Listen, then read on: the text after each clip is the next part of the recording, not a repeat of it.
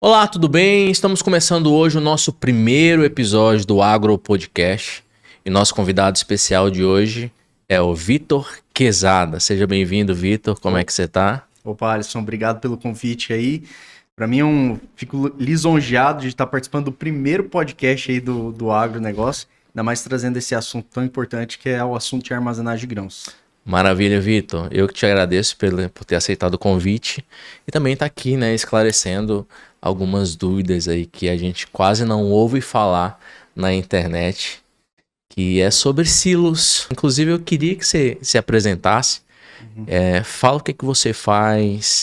Bom, eu sou o Vitor, né? Sou engenheiro civil, sou especialista em construção e aquisição de armazéns de grãos. Atuo desde 2011.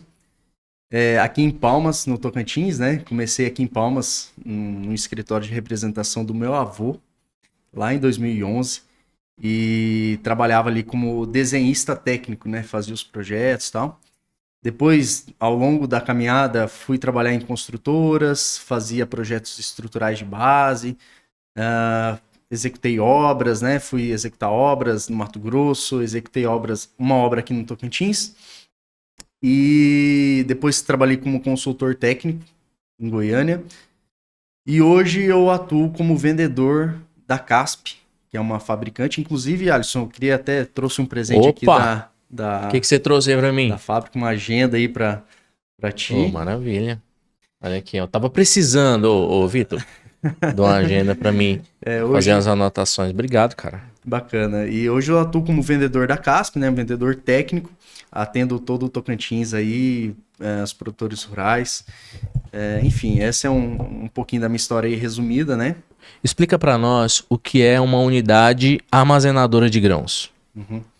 Bacana. Uma unidade armazenadora de grãos é uma infraestrutura que pode ser dentro da fazenda ou fora da fazenda, que recebe grãos, né? Então essa infraestrutura ela vai receber o grão, vai padronizar o grão e vai servir de armazenamento até esse grão ser comercializado. Explicando para quem está ouvindo falar pela primeira vez sobre esse assunto, né? Então o produtor ele vai plantar ali a soja, ele tem a lavoura de soja, quando ele colhe essa lavoura, esse grão ele vem com uma quantidade de impureza, precisa ser removida essa impureza para ser comercializado, e também uma quantidade de umidade, de água, né? Então, é um grão que ele vem muito úmido da lavoura e essa água ela precisa também ser removida para que a gente consiga conservar esse grão durante alguns meses ali até ele ir para a indústria, tanto para esmagadoras de soja, etc.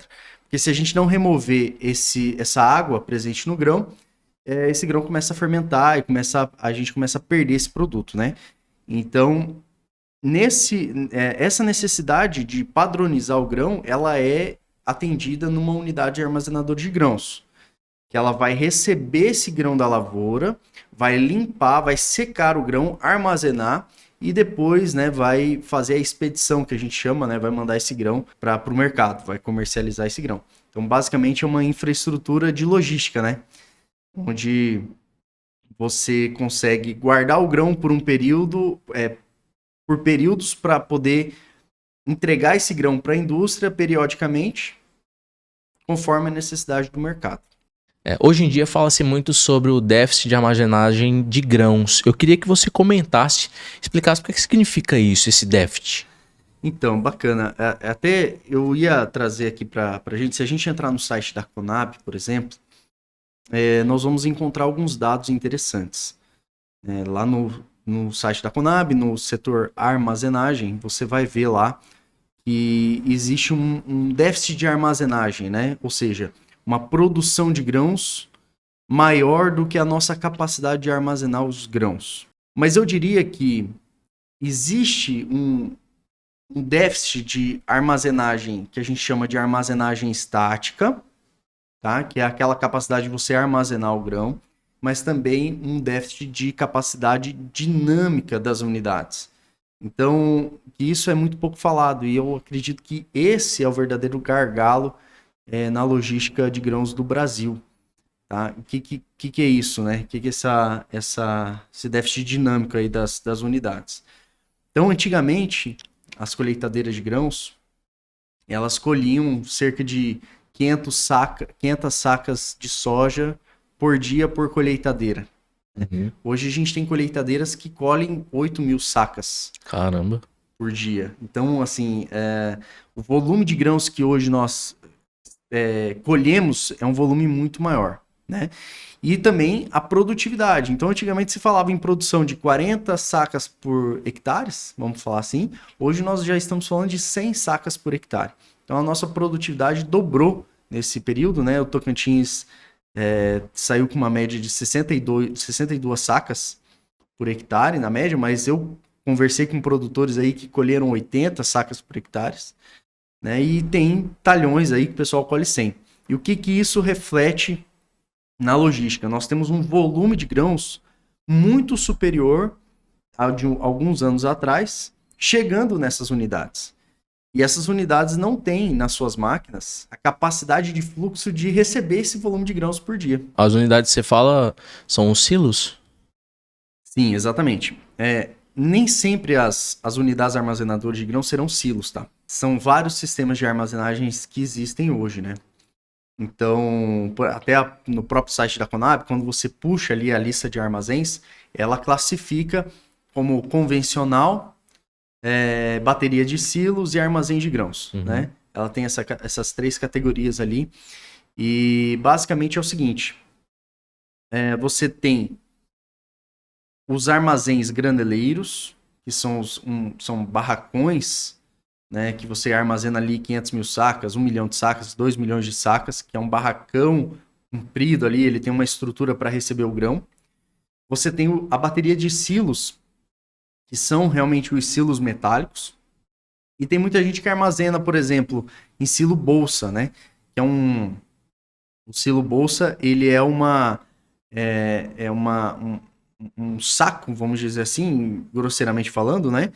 Ele é uma lona muito resistente, onde você armazena quando você viaja, por exemplo, que você vê aquelas lonas brancas, Sim, né, já vi. compridas na fazenda, aquilo lá é grão armazenado. Então tem pessoas que armazenam em barracões convencionais também, dentro de bags, dentro de sacas, né? Dependendo do grão ali, por exemplo, o feijão é muito armazenado em sacas, né? O café é muito armazenado em sacarias, né? Então, você armazena ali num barracão convencional, né? A vantagem de você ter um silo metálico ou uma bateria de silos metálicos, né? É que você consegue ali separar os produtos e você tem uma melhor taxa de aeração, né? Por que a aeração? O que é uma aeração? A aeração é um fluxo de vento que você aplica ali naquele grão armazenado, né?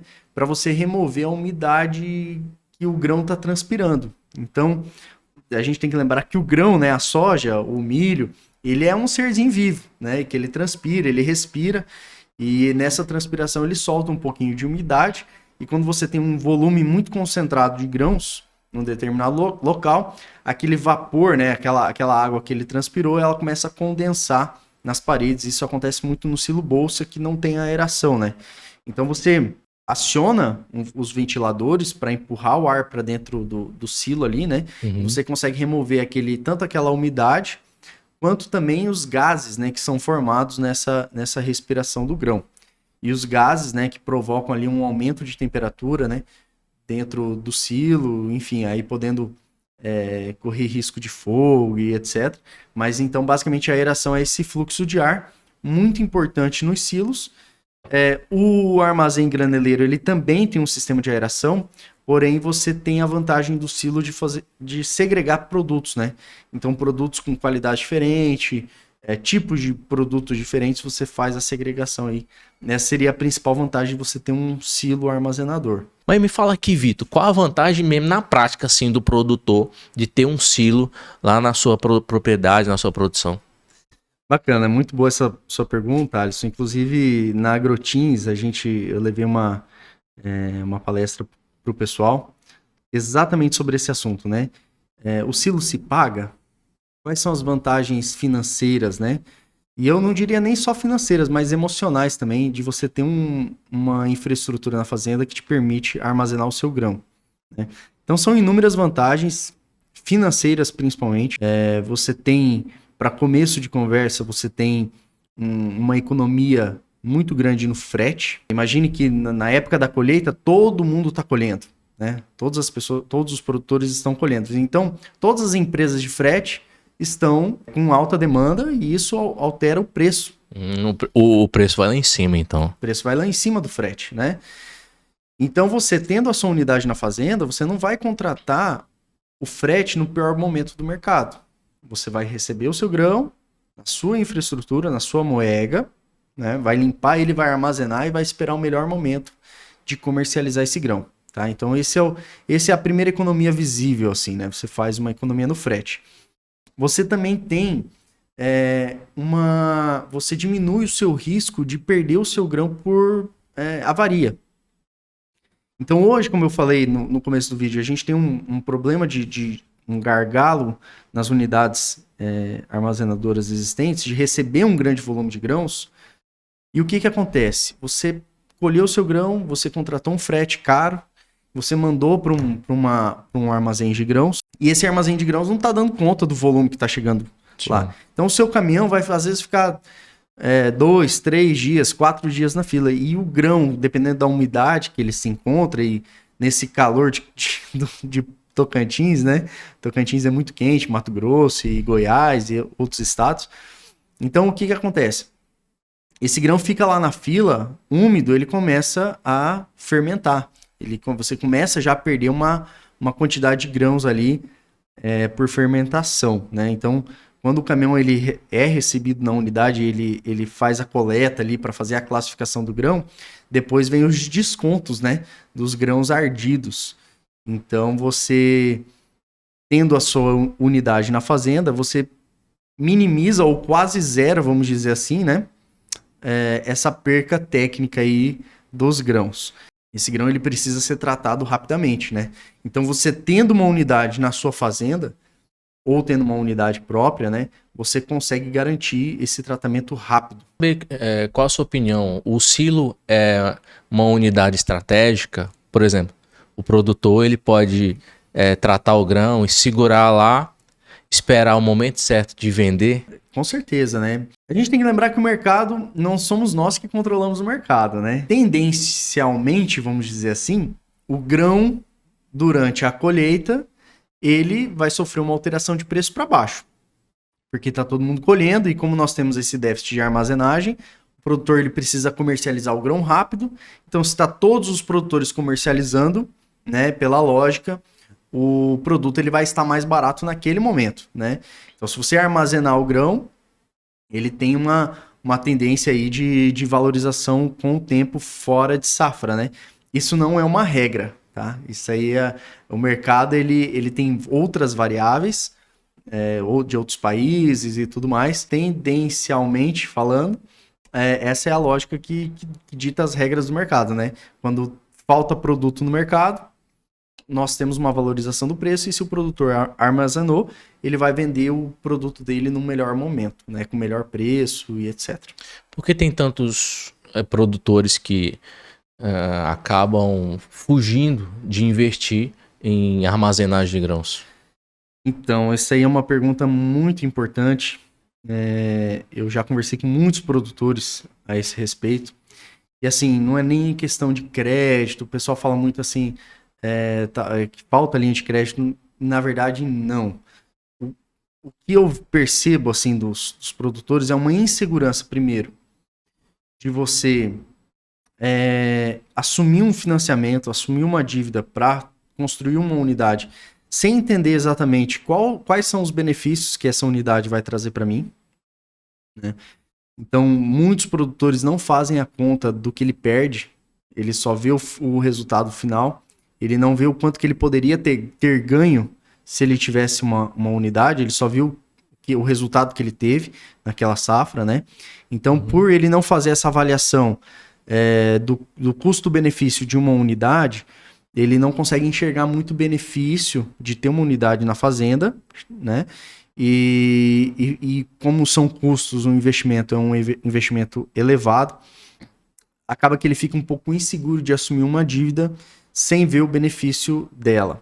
E outro motivo que eu vejo muito é ter mais uma operação na fazenda, né? Administrar mais uma operação na fazenda, ter uma equipe que não vai... são mais funcionários, são mais operadores, então ele vai ter que ter um balanceiro, ele vai ter que ter um classificador de grãos, ele vai ter que ter um secadorista. Então, são mãos de obra, né, que ele vai ter que agregar ali na fazenda dele, que talvez por pouco conhecimento e por não querer também querer terceirizar esse serviço, né, ele prefere não ter na própria fazenda uma unidade. Né? E esse é um dos nossos trabalhos, de educar o produtor e mostrar para ele o tanto de dinheiro que ele está deixando de faturar para a fazenda e que ele está deixando, né, nos grandes armazéns. E aos pouquinhos a gente vai trazendo essa informação para o produtor para ele tomar essa decisão importante. Mas você acha que o alto custo do investimento em armazenagem acaba sufocando o pequeno produtor? Então, Alisson, a gente fez uma conta uma vez, né, para entender qual que seria a produção mínima em hectares de um produtor para fazer sentido um investimento na fazenda, né? Chegou à conclusão ali que a partir de 700 hectares, de 700 hectares para cima, já começa a fazer sentido você ter um investimento na fazenda. Não é um investimento barato, é um investimento, um custo elevado, né? E muitas vezes o produtor ali de 300 hectares, 500 hectares, né? Ele se vê refém um pouco dos grandes armazéns por não ter essa possibilidade de colocar um armazém na fazenda, pelo valor do investimento, né? Uhum. E aí ser obrigado a levar esse produto dele em grandes armazéns. Né? E aí existem algumas estratégias aí para esses pequenos produtores, né? Então, por exemplo, uma estratégia muito conhecida são as cooperativas, né? Então, você ter ali alguns vizinhos, né? Juntar 3, 4 vizinhos e montar ali uma unidade em condomínio. E talvez esse seja um outro desafio, né? Que é a relação societária aí desses produtores. Um produz 1.000 hectares, o outro produz 300 hectares, o outro produz 150 hectares. E aí como é que fica essa relação? Um vai usar muito mais o silo, o outro vai usar muito menos, né? E aí existem estratégias societárias, vamos dizer assim, para tentar igualar esses desafios, né? Então, talvez uma das maneiras, né, do pequeno produtor conseguir resolver e não se sentir refém disso é fazer um projeto pequeno, né? É possível fazer um projeto pequeno e trazer amigos, vizinhos, né, para investir junto, né? Pô, bacana. Então é possível ir trazer companheiros de lavouras. Opa. Pô, vamos investir junto aqui porque sozinho aqui eu não tô dando conta. Isso aí.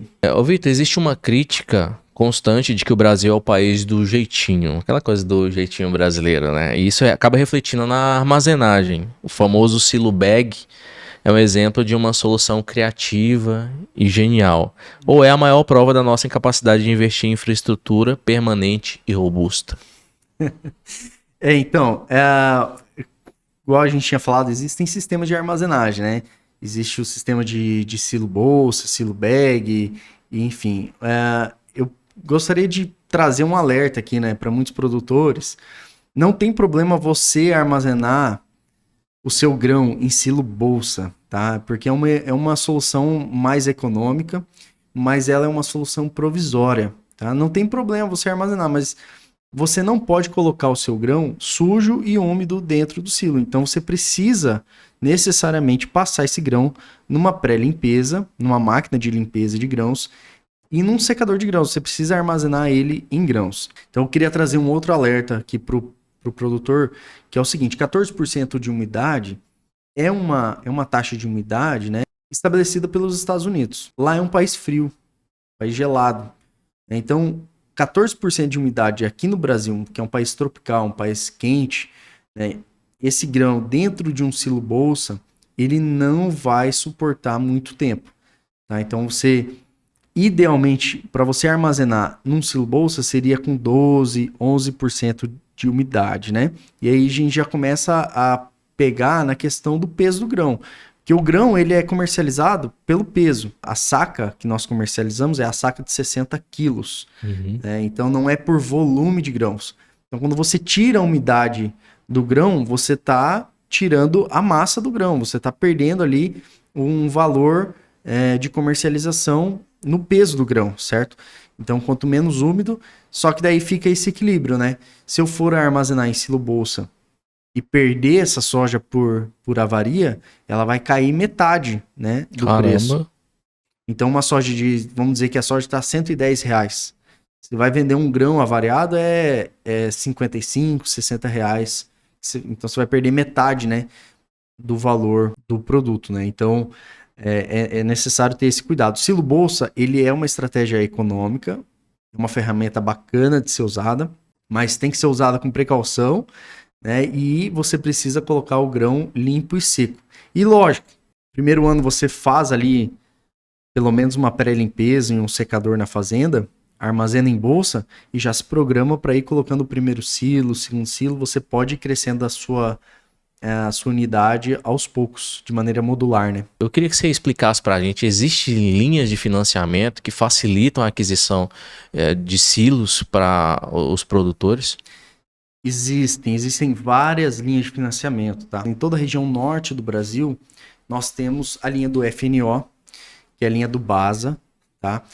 E ela tem um subsídio do governo nesse crédito, tá? O que significa isso? Significa que é um recurso e os juros deles é subsidiado. Então, o que determina o juro de um financiamento? É a taxa Selic, 15%.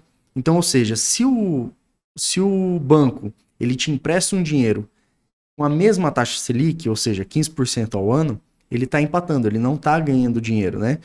Então, só que 15% ao ano é uma taxa cara, né, de financiamento para infraestruturas. Então, o que o governo faz? Ele subsidia esse financiamento, ele paga parte dos juros para o banco, né? E aí o banco ele cobra do produtor ou do investidor uma taxa mais interessante, como 7%, 8%, né? Então existe, por exemplo, aqui no norte o BASA, ele tem uma linha de crédito, tá? Se for no Nordeste, nós temos o Banco do Nordeste, né? Na Bahia, em outros estados do Nordeste. Enfim, cada região vai ter ali um banco nesse sentido. E a gente também tem o PCA, que é uma linha de crédito, que é o Programa de Crédito para Armazenagem de Grãos, tá? Então, o Programa de Crédito para Armazenagem também é uma linha de crédito subsidiado pelo governo. Então, o PCA saiu saiu todo em julho, né? 1º de julho sai o programa do PCA. E o PCA, ele pode ser pelo Banco do Brasil, pela Caixa, pode ser por outros bancos, né? Acredito que até o Sicredi, ele tem uma fatia nesse sentido. E aí o banco ele vai emprestar o dinheiro com subsídio do governo com umas taxas também de 7%, 8%, tá? Existe também umas linhas de crédito que são mais baratas, que não é nem o PCA, e não é nem o do banco da região, como o BASA, né? Que vem do Sicredi e Sicob e outros bancos particulares também, com taxas de 14%, 13%, tá? E a taxa de mercado normal é 18%. Então a gente não consegue fugir muito disso. Então, se for fazer um financiamento com uma taxa de mercado normal, vai ser nessa faixa aí de 18% ao ano. Tá? E também tem as linhas de crédito de trazer recurso de fora, em dólar, né? Então você pegar um banco de fora, ou por exemplo, o próprio Sicredi faz uma operação em dólar, que você consegue com 5% de juros ao ano, 6%, só que daí você faz um seguro no valor do dólar, você trava o valor do dólar, paga lá um seguro, né? Se o dólar subir, você não tem esse prejuízo aí da variação da moeda. O silo hoje é visto como um patrimônio na propriedade, por exemplo. Só o fato de tê-lo ali já dá uma valorizada na propriedade, nunca se perde, como que é? Com certeza, né? Quando você faz o silo na sua fazenda, além de você valorizar o patrimônio, a fazenda ela passa a valer mais, né? O próprio silo em si, vamos imaginar, ele praticamente dobra o valor do valor investido. Então, se você investiu, entre aspas, né? Investiu 10 milhões de reais ali num silo, quando ele está pronto, com todas as licenças funcionando e tudo mais, ele não vai valer 10 milhões, ele vai valer 15, 20 milhões de reais, só aquela estrutura, né? E você pode fazer na sua fazenda, ou você pode também tirar ali, desmembrar uma área, né, para fazer só o silo. Então você pode ter um CNPJ só para o silo, só para aquela operação.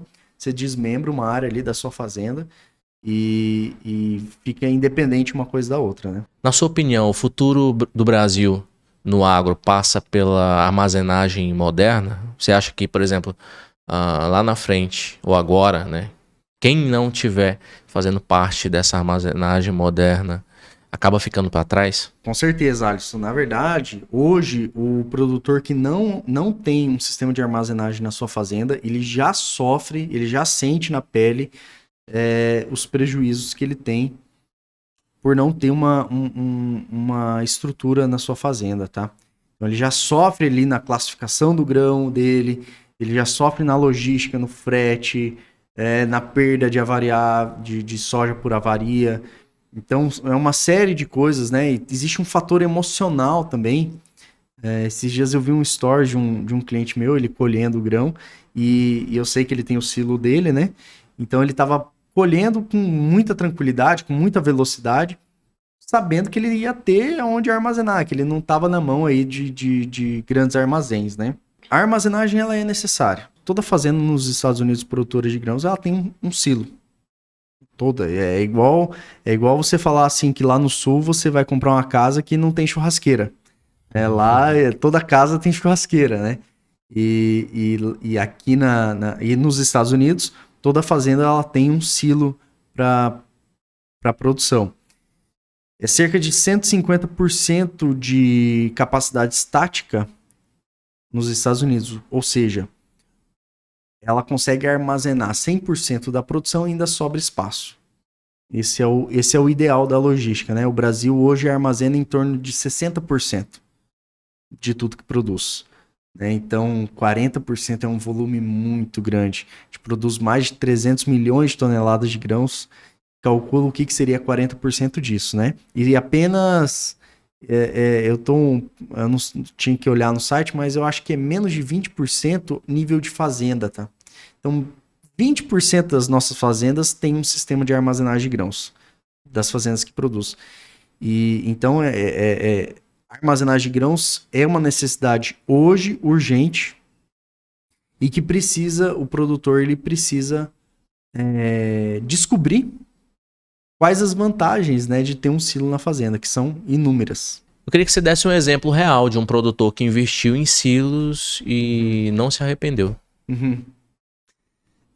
Na verdade, quando você faz essa pergunta para mim, vários nomes me vêm na cabeça. Tem um especial, que foi meu avô que atendeu ele lá na Lagoa da Confusão, no Tocantins, né?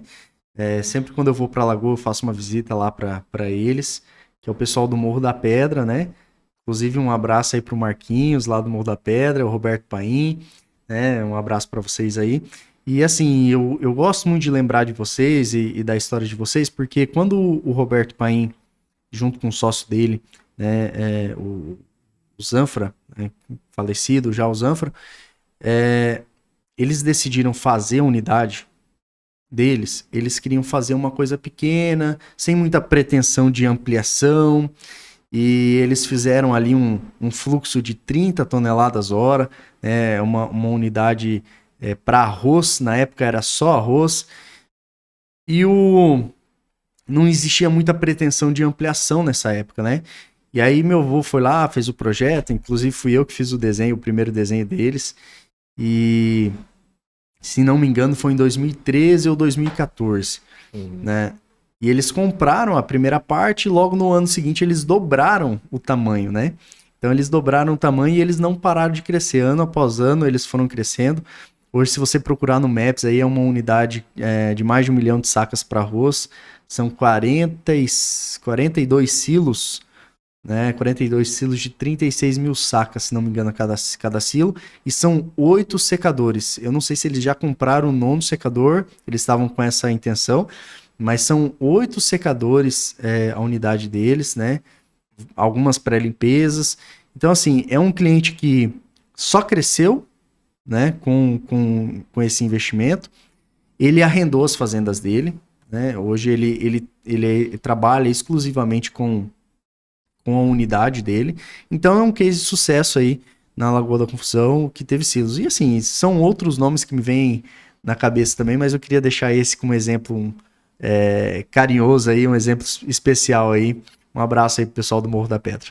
Então queria deixar aqui um recado para você que é produtor de grãos, de soja, de milho aqui na região do Tocantins, que você quer investir numa unidade armazenador de grãos, quer tirar suas dúvidas, quer ver projeto, né? Eu vou deixar aqui meu telefone para você, que é o 639-9944-3421. Você pode entrar em contato direto comigo, que eu posso te apresentar opções aí de diversos projetos, né? Conforme a demanda da tua fazenda, conforme a tua intenção. Às vezes você quer prestar serviço aí para os seus vizinhos. Às vezes você quer montar um grupo aí de vizinhos para montar uma unidade, precisa entender como é que funciona. Eu estou aqui para te ajudar, sou engenheiro civil, especialista nesse assunto e atuo aí com uma empresa que é a CASP, que tem 89 anos de mercado, vai fazer 90 anos de mercado, né? E estou à disposição aí para te atender, tá bom? Entre em contato comigo. Não vamos deixar para amanhã o que pode ser feito hoje na tua fazenda. Maravilha, Vitor. Esse nosso bate-papo, tirando muitas dúvidas aí dos nossos produtores, daquelas pessoas que estão pensando em investir em silo, ou que às vezes não tem condição de investir sozinho, mas tem amigos, tem outros produtores que querem investir juntos. Achei bacana a ideia. Parabéns aí pelo seu trabalho. Ô Alisson, eu que agradeço muito a oportunidade, o espaço aí para trazer esse assunto tão importante, que é a armazenagem de grãos, né? Inclusive, eu até queria aproveitar a oportunidade, estender o convite, né? A gente trazer alguns amigos muito especiais aí. Eu queria mandar um abraço aí pro Jobert e pro Denis, né? Que são gerentes lá na CASP. São pessoas que podem trazer bastante conteúdo aqui. E também um amigo muito especial, que é o Márcio Lopes. Ele é consultor técnico e é um cara que traz muita experiência, muitas histórias aí nesse ramo de armazenagem, é produtor rural também. E aí fica o convite, eu queria estender o convite para essas pessoas aí, o Márcio Lopes, né, o Gilbert, o Denis da CASP. Numa próxima oportunidade a gente poderia fazer um podcast. Hein? Claro, com certeza já estão convidados aqui. Fiquem todos com Deus. Esse foi o primeiro episódio do Agro Podcast.